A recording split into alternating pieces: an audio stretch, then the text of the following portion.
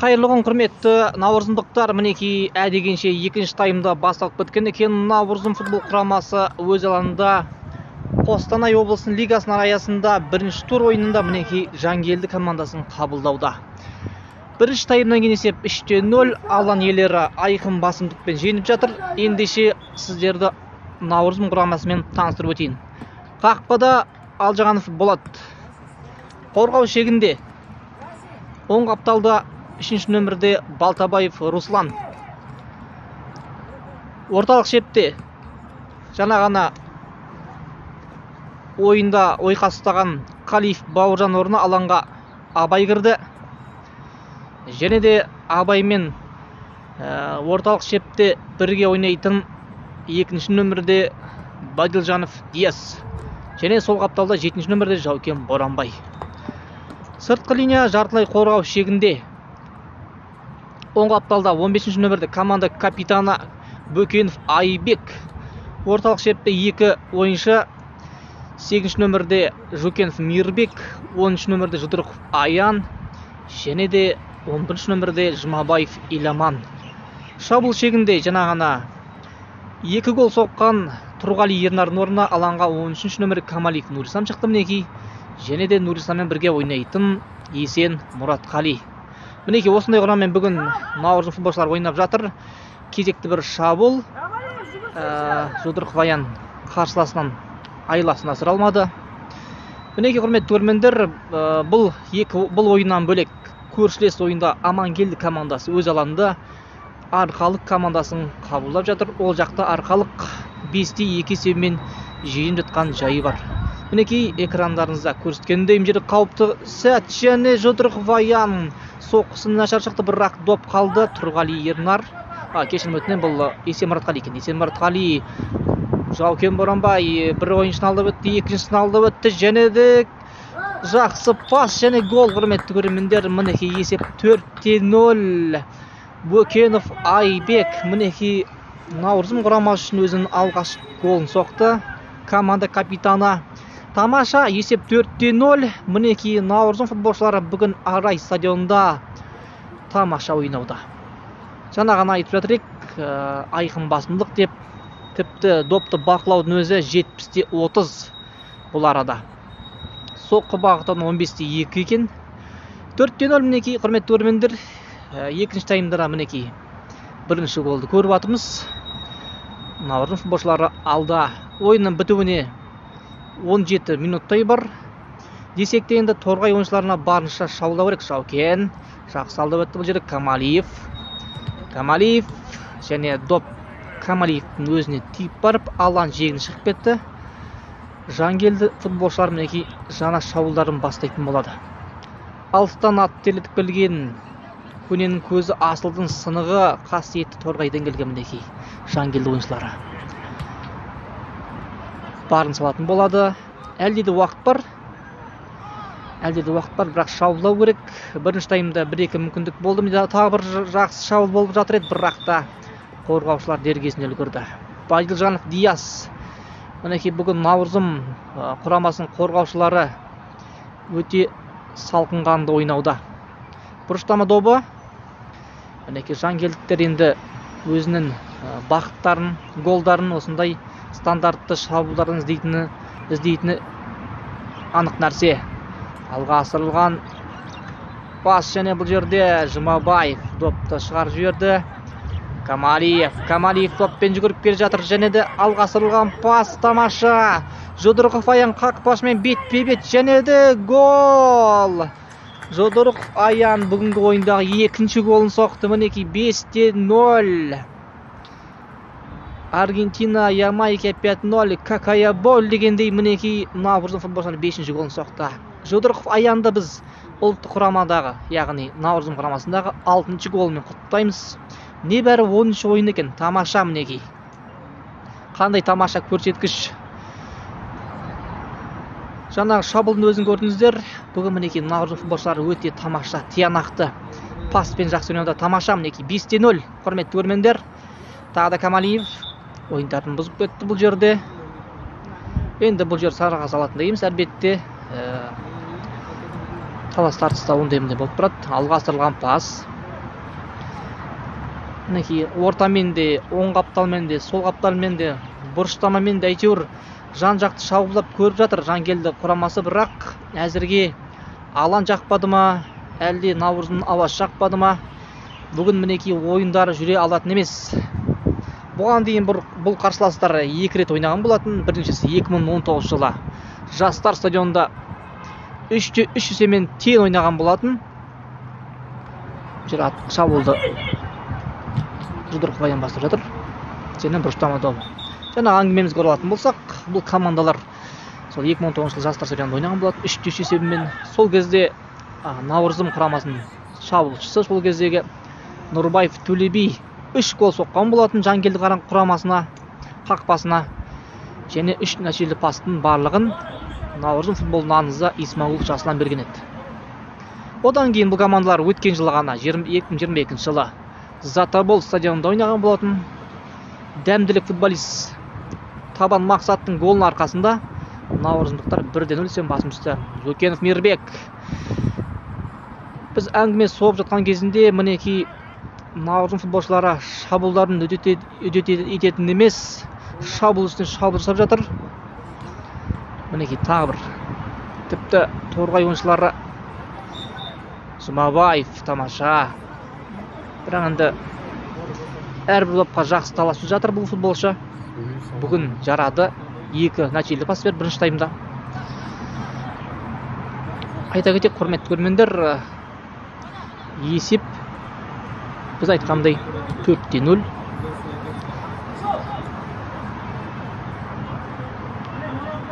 Камалиев оң қапталымен шабуылдауда. Пас әлсіз шықты. Жангелді ойыншылар не істейді екен? Бұл жерде Есет Мұратқали, Боранбай Жаукен. Ойыншынан алда өтті, екіншісін өтті, үшіншісін өтті, және төртіншісі, және соққы гол! Міне құрметті көрермендер, есеп осымен 6-0 болды деймін. Шамасы 6-0. Мінекей құрметті көрермендер, Жаукен Боранбай жасарын жасап, асарын асап, алаң жиегіне шығып бара жатқан жайы бар. 6-0 бұл Жаукен Боранбайдың Наурызым құрамасындағы 48-ші ойын екен, және де 3-ші гол екен. Тамаша, ендеше бірден бас бапкер Талғат Иманбаев ойыншыны алмастырды. Әлбетте мұндай апталап ыстықта жаңағы ойыншылардың шаршаған түсінікті. Жаукен Боранбайдың орнына 7-ші нөмірді ойнаған алаңға інісі 14-ші нөмірді Жаукен Ырысбек шықты. Інісі бардың тынысы бар дегенді мінекей осындайда айтса керек, құрметті көрермендер. Наурызым құрамасында қосалық құрамда тағы кім бар десек, 5-ші нөмірді Тасанов Дидар бар. Наурызым футболының аңызы Алгуатов Алмат бар 4-ші нөмірде. Және қақпашы әйгілі Жабағын Саят бар. Тағы бір шабуылдың шеті шыға жаздаған жаңағана, бірақ Жөкенов Мейірбекке қарсы дөрекі ойнады. Жангелді футболшылар мінекенді айып соққысын Наурызым футболшылар тебетін болады. Бұл кім тебет? Енді Есет Мұратқали екен допта. Сол аяқпен 9-дықты дәл көздегісі кеп тұр бұл футболшы. Көреміз. Есет Мұратқали және қақпаға бағыттаған добы әлде қайда биіктеу кетті бұл жерде. Бүгін айып соққылар қатты бір көп болып жатқан жоқ. Бірінші таймда бір рет болды айып соққысы. Оны Жөкенов Мейірбек орындады, бірақ доп қақпадан қисып кетті. Иманбаев Талғат, қараңызшы мінекей. Командасы 6-0 есебімен жеңіп жатса да құйрығы жер иіскейтін емес. Әрі-бері мінекей жанын қоярға жер таппай шауып жүр бас бапкер. Әлбетте бұл өте маңызды ойын. Облыстық лиганың бірінші туры, және де командасы қандай керемет есеппен ұтуда. Бұл Наурызым тарихындағы ең ірі жеңіс десек қателескеніміз емес. Өйткені соңғы рет Наурызым құрамасы Жаукен Ырысбек алыстан соққы бағыттап көргісі келген, бірақ доп өте әлсіз жетті. Жаңағы әңгімемізді түйіндей кетейік. соңғы рет Наурыз футболшылары осындай ір есеппен 2006-сында қай бір команданың ұтқаны есімізде жоқ екен. Жақсы шабуыл оң қапталдан. Және қорғаушылар дер кезінде үлгерді бұл жерде. Және ойын тәртіп бұзылды орталық шепте. Бұл кім екен? Абай болу керек. Ойын тәртібін бұзған және Жангелді ойыншылары тағы бір стандартқа ие болды. Сонымен жоқ, бұл жерде шабуылшы қақпа бірден бағыттай салды, бірақ добы қақпадан әлде қайда биік кетті. Мінекей екі командада екінші таймда өте ашылып ойнауда, әсіресе Торғай футболшылары бірінші таймнан қарағанда екінші таймда мінекей шабуылдарын көбейтуде, бірақ ешқандай нәтиже жоқ. Есеп сол баяғы 6-0. Енді Жангелді ойыншыларының қалған 10 минутта тың құрғанда бір гол соғу керек. Шаукен Рысбек, Камалиев Ислам, Байыржанов бүгін артқы шепте өте сауатты ойнауда. Шаукен Рысбек топты Балкабаев Русланға бірақ жеткізді. Руслан бүгін мінекей оң қапталды. Кәдімгі жүйріктер секілді. Жангелді шабуылшылардың адымын аштыратын емес. Тіпті доппылай тұрсын, шыбынның өзін өткізетін жайы жоқ. Тамаша. Тағы бір шабуыл жасап көргісі келген Жангелді ойыншылар, бірақ допты қақпашы Алжығанов болады. Осында ұстай білді. Тағы бір шабуыл. Жұмабаев Бөкеновқа жіберді. Бөкенов алға асырылған пас, бірақ бұл жерде ешкім болған жоқ. Жаңағы қақпашы Алжығанов бол жайлы айтып кеткен болсақ, өткен жылы ғана Пожарный часть командалар арасында үздік қақпашы атанған болады облыс бойынша. Мінекей енді Наурызым құрамасының жейдесін қорғауда. Жейдесін кейіп, Наурызымның намысын қорғауда. Бүгін өте тамаша сауатты ойнауда. Уақытылы шығып, уақытылы пас беріп, мінекей тамаша ойын өрнен көрсетуде. Жалпы айтатын болсақ, Наурызым футболшылары мінекей барлық жағынан, барлық тұсынан бүгін Жангелді ойыншыларынан басым түсуде. Тағы бір кезекті ойыншылар алмасатын секілді мына жерде. Алгатов Алматты көріп тұрмыз.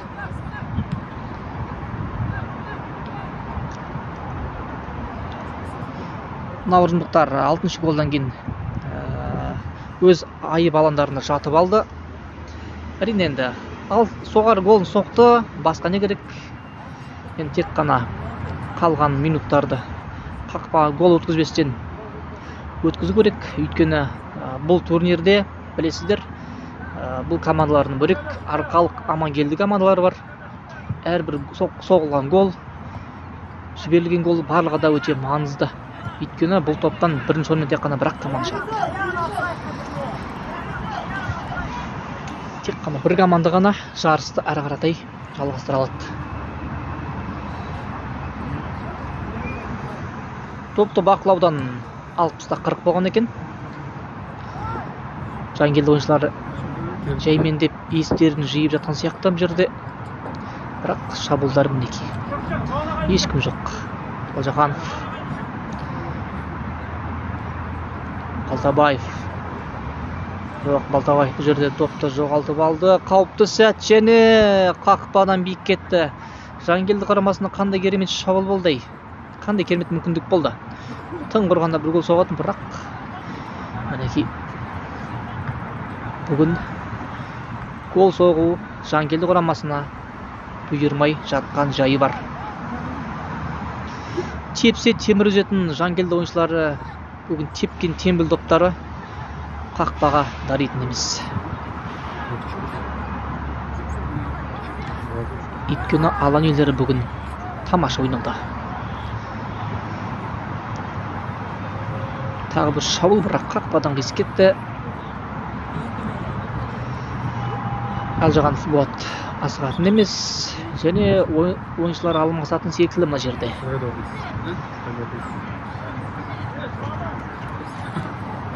тура солай.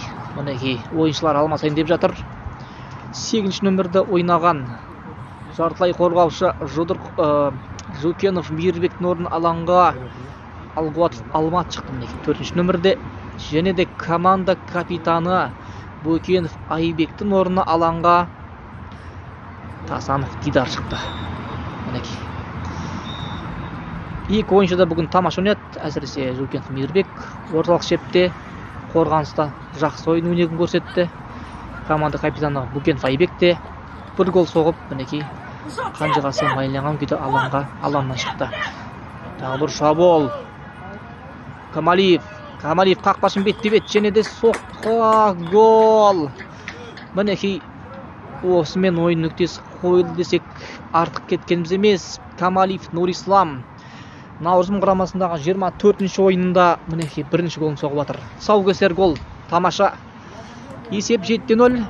Бұл жерде Жұдырықов Аянның керемет пасында айта кету керек. Осының алдында Камалиев Нурислам пас берген болса, Жұдырықов Аянға бұл жолы мінекей Аян Камалиевқа жақсы пас берді. Бұндайды алыс беріс дейді. Мінекей тамаша түсіністік. Және есеп 7-0. Құрметті көрермендер, наурызымдықтарды құттықтаймыз. Тамаша ойын бүгін мінекей. Әйтсе де құрметті көрермендер, 20 мың тұрғыны бар Наурызым ауданында бүгінгі ойынға мінекей бар болғаны 20 адам ғана келген жайы бар көрермен болып. Әйтсе де бұл матч болмай жатып жер жаһанға хабарлаған болатынбыз. Осындай керемет ойын болады, келіңіздер, көріңіздер деп. Бірақ мінекей жанкүйерлердің қарасы көбеймеген көріп тұрмыз. Иманбаев Талғат мына жерде мінекей бас төреші Лакамов Александр Дмитриевичпен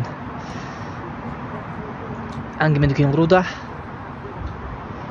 Мен мінекей бір-екі балам бар, соны табуға алсаң қалай қарайды деген секілді әңгімелерін айтып жатқан секілді бапкеріміз. Неге десе, мінекей бұл Лакамов Дмитрий Александрович, білесіздер, Тобыл футбол командасының академиясының бас бапкері. Әлбетте, мінекей бүгінгі ойынға қарап, тек қана бір-екі ойыншы емес, жалпы алаңға шыққан, қосалып құрамға шыққан болсын, барлық ойыншылардың барлығы мінекей алаңда қасық қаны қалғанша жақсы жоғарғы деңгейдегі ойын өрнегін көрсетіп жатқан жайы бар. Торғайлықтардың табыр шабуылы сол қапталдан және бұл жерде қорғаушылар жер кезінде үлгерді, бірақ офсайд екен. Жангелді ойыншылардың салысуға батқандай, бүгін мінекей тіпті берген пасын өзі офсайдқа айналып жатыр. Құрметті ағайындар. Енді Жангелді командасын бас бапкерлері қандай сылтау айтуы мүмкін енді. Мүмкін Алланнан көру мүмкін, болмаса біз бірыңғай жастарды алып келдік деген әңгіменді айтып кетуі мүмкін. Әлбетте енді жасыл алаң әзірге арай стадион төселген жоқ, бірақ алдағы уақытта төселеді деген ойдамыз. Жалкен Рысбек. Кезекті шабуыл наурызымдықтардың. Камалиев Нурислам оң қапталдан тағы бір жорыққа шықты. Екі қорғаушы шауып тұр және Камалиев қақпаға соққы бағыттады. Әлде қайда биік тепкенде бәлкім екінші голын соғатын беді, бірақ мінекей өкінішке орай Камалиев Нурислам гол соға алмады. Бір нәтижелі пас, бір гол, тамаша нәтиже. Алаң ортасындағы талас тартыс. Мінекей 7 гол соқса да Наурызым футболшылары барынша тиянақты ойнап жатыр. Қанша шаршаса да шаршағанын білдірмей, әрбір допқа, әуедегі, жердегі допқа таласып тартысып жатқан жайы бар. Мінекей осындай құрам бізге керек. Осындай Наурызым мінекей бізге ұнайды ағайындар. Матчтың бітуіне мінекей санаулы секундтар қалды. Құрметті көрермендер, барша наурызымдықтарды бүгінгі тамаша жеңіспен құттықтаймыз. 7-0 деген керемет есеп. Соққы мінекей бір гол соғатын мүмкіндік бар еді, бірақ қақпадан қисып кетті. Енді бұл жерде Алжығанов болады. әдемілік үшін секіре салды. Әйтсе де мінекей торғайлықтар соңғы мүмкіндігінде пайдалана алмады. Құрметті көрермендер, сіздермен болған Жаукен Боранбай. Келесі ойында жеңісті күндерде кездескенше келесі ойын Амангелді құрамасына қарсы ойнайтын болады.